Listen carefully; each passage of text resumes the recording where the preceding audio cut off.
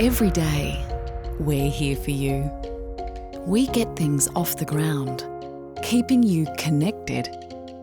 We're here keeping you safe and secure. We keep things running smoothly and know the importance of giving back. Every day, we're here. ARA. Here for you. Here for good.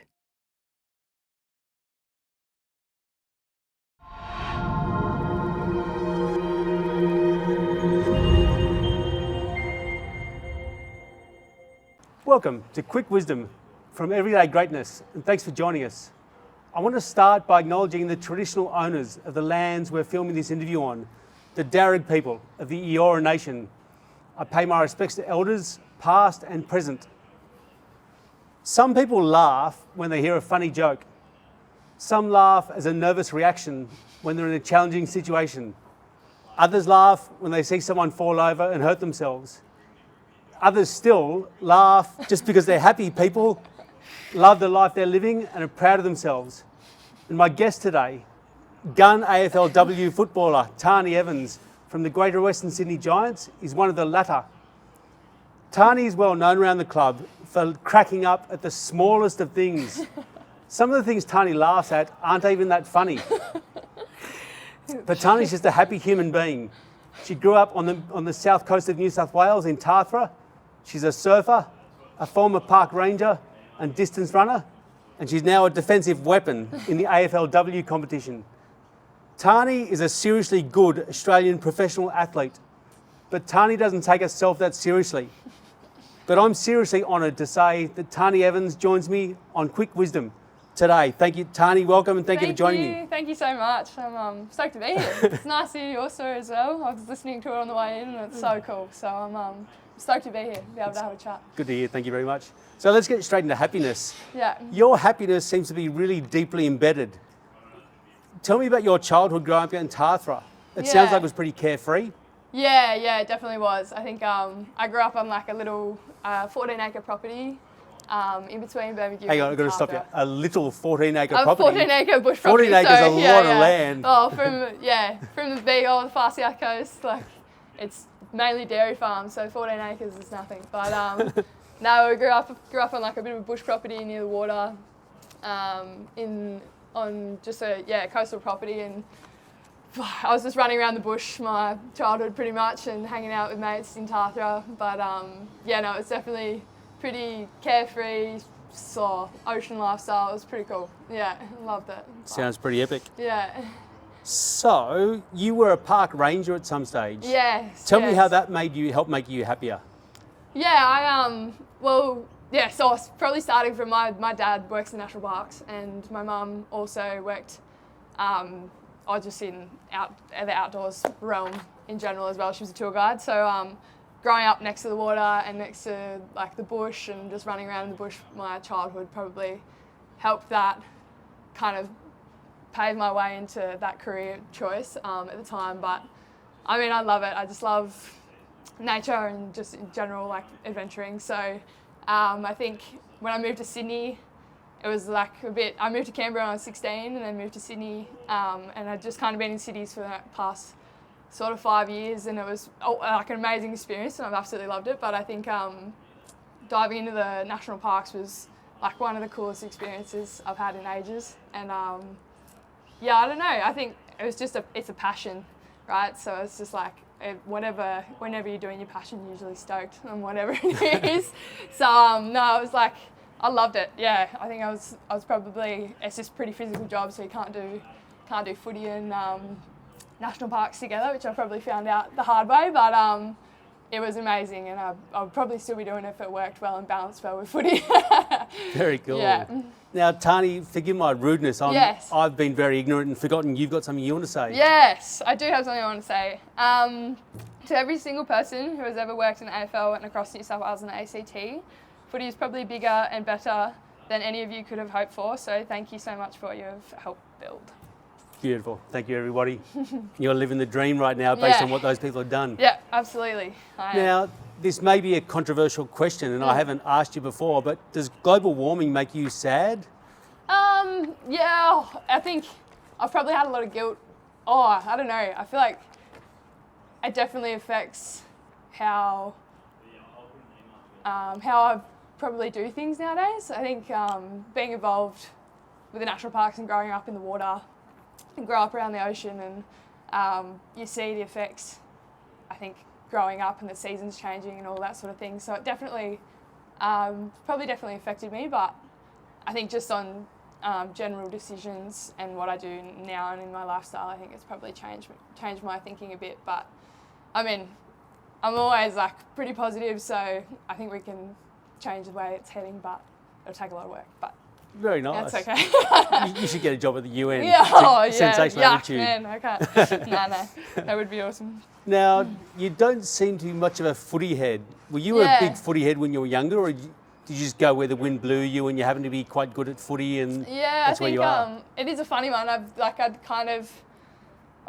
feel pretty grateful that I've landed where I have, but I played every sport growing up. I think in Tarthra it's such a small town, and I played soccer, athletics. I did athletics a lot when I was younger, and then moved into soccer, and then moved into league tag, and like NRL on the South Coast is huge. So grew up watching NRL, barracked for the Sharkies. I probably knew more about NRL than I did AFL for sure.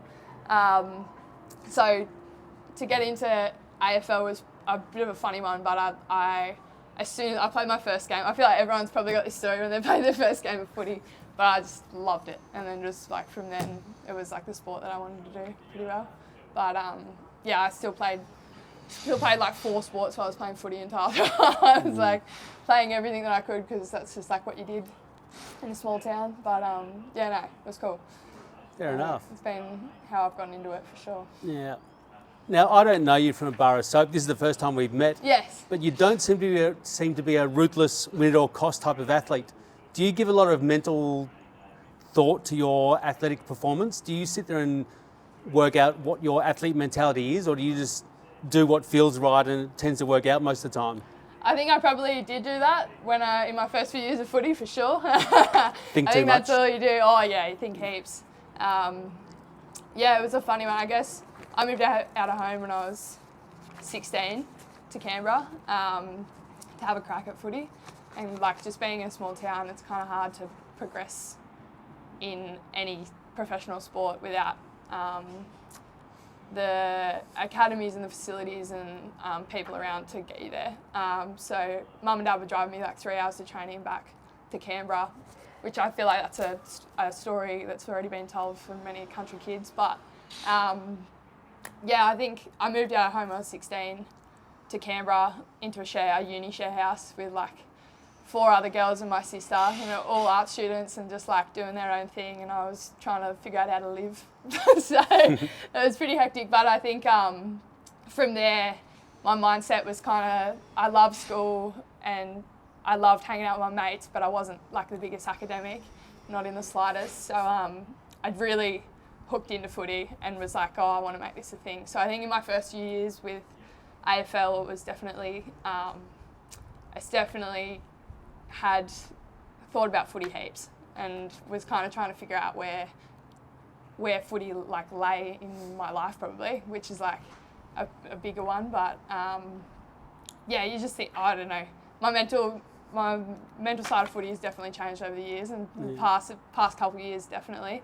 But no, you definitely think about it heaps. It's one that's on your mind a lot, I think. It sounds very mature. Yeah, sounds very grown up. Kinda. So there's a lot of people in this world that struggle to find happiness at all. Yeah. As someone that seems to have an endless supply of it, what are the most essential elements to your happiness day to day? I think I've probably had to think about this quite a bit recently, finishing up with parks and then going into just football. I think I probably lost a bit of not purpose, but like trying to figure out where I was at with football and work. Because most AFLW players have a second job. So finding a bit of purpose in like the things that I love doing. I think I know being outside is like my escape from the football world, probably, and going for surfs and being in the ocean. I think having purpose or things that like you love doing, I think that's what I've probably lent on a lot in the past 6 months, from just as simple things, just like enjoying and being present with people and like the people that you love hanging around, and then being present with just doing things that I love doing. So like if that's surfing, going for a walk, snorkeling, just being involved in things that I really like doing outside of football. Very cool. Yeah. So I've got to mention this footy club feels like it's got a lot of happiness and a really good culture. Yeah. How does this place make you more happy as the human being you are? It's a pretty cool club. I think, especially, I've always felt myself. I think people here celebrate the people as well as the footballers, and I think that's super important. But I've always felt like I could be myself, and hadn't felt like I needed to be something that I'm not, and had kind of those values put in front of you by the leaders that have been around. So I think that's a major rock, and why I love this place and why I feel so happy here. But yeah, I don't know. I think just generally the club itself is like a bit of family vibe, because there's so many people from different states that come in, and I'm lucky enough to be a New South Wales girl, but I'm still 6.5 hours from home, and I think that's a part of it. But yeah, we're definitely a bit of a family club where everyone kind of relies and leans on each other for support, because our families are so far away. So that probably helps as well. Very cool. Yeah. Now, I know a lot of people who think that being happy and kind and gentle means you're soft. But you're an AFLW footballer. You've got to have some sort of hardness about you. When you see one of your mates acting like a tool, how do you negotiate that with them? Yeah. Yeah, I think that's you don't give people the opportunity to. I think that's, well, it comes from the top, right? So you see behaviours and you see values that you relate with, and then you also see what you can and can't do. I think from the people from the top, I've grown up with mentors in this footy club that are incredible people, and I think you base what you're doing and what things will fly with how those behaviours are coming out in leaders and in people around you. So yeah, I don't know. I think you always have to always got to be honest and have open, honest conversations with your friends and your people around you. But I think hopefully that there's those behaviours in place before any of that happens, and you understand where the line is and what you can and can't do, kind of. Very good answer. Now, name some of those people that have been mentors for you at this footy club in particular. There's plenty. My goodness. I think, B's our captain now. She's one of them. That's been a major one. But for me, probably Pepper Randall. She's just retired, but she's been a massive one. In the past, Nicola Barr, who's just gone to the Saints for us. She's been massive. Alicia Eva. I always looked up to Amanda Frugia before I even was playing here. So she's a big one, but the girls in and around me that have kind of shaped what my values are and kind of me, I think it's probably those girls. And also my good mates that are my age, like the Georgia Garnetts and Cambridges, and like the girls that, I don't know, make happy, and they're the ones that hang around the most. Very cool. Couple of gun AFL Sydney plays in there as well. Exactly. Now, you're a young kid, quite carefree, happy young kid. Yeah. Do you find it weird when people come up to you, like old mates and people you've hardly ever known, and think you have the answers to everything because you're a professional Australian sports person? Do you find that weird? Yeah, it's definitely, it's funny. I don't know if that happens heaps. I'm a bit of a happy-go-lucky person. I don't know if people really think I have the answers heaps, but I I've definitely loved going home and hanging out with mates and like just being a normal kid. I feel, yeah. I like grew up surfing with like 7 of my mates who are all boys, and they're just like, I don't know, they're my rocks at home, and I feel like I'll always, I don't know, I love them to bits, but they definitely make me as well. Yeah. Very cool. Yeah. Now, I have to ask you, being Yeah. such a happy, funny, laughing person, Yeah. what's the best joke you've heard recently? Oh, best joke. Oh my goodness. I was actually listening to a podcast on the way in here. It was a shocker. It's just like these 4 boys that are, they're all professional surfers, but they're crack-ups. And they were talking about a surf comp that they had, and it was Jack Robinson and Griff Colapinto, and they're like 2 of the best in the world. And they had a surf comp, and I think it's always hilarious watching competitors just go ham at each other. I think it's the funniest thing. But they were surfing together, and they had to go out the back, and they were about to start their heat, and they were just into each other, and there was so much banter going on out the back, and they were talking about it, and they were all cracking up laughing. I was absolutely wetting myself in the car on the way here. So that's probably been the most recent one. I think, the surfing community is pretty hilarious, so been a few of them. Well, Tarni Evans, you said you love being a normal, happy-go-lucky kid. It's been a pleasure chatting to a Yeah. happy-go-lucky Australian kid. I know a lot of older Australians worry about where the country's heading and how it's all going to roll and what are the next role models going to be like. If you're one of the next role models, we're in good hands. Thank you so much for joining me. Appreciate it. And I hope you guys can join me next week, where I'll speak to GWS Giants ruckman Kieran Briggs on everyday greatness. So thank you again, Tarni. Thank and I hope you you. can join us next week. Appreciate it. Thanks so much. That Cheers. was awesome. Thanks so Thank much. you. Thank you so much. Every day, we're here for you. We get things off the ground, keeping you connected. We're here keeping you safe and secure. We keep things running smoothly and know the importance of giving back.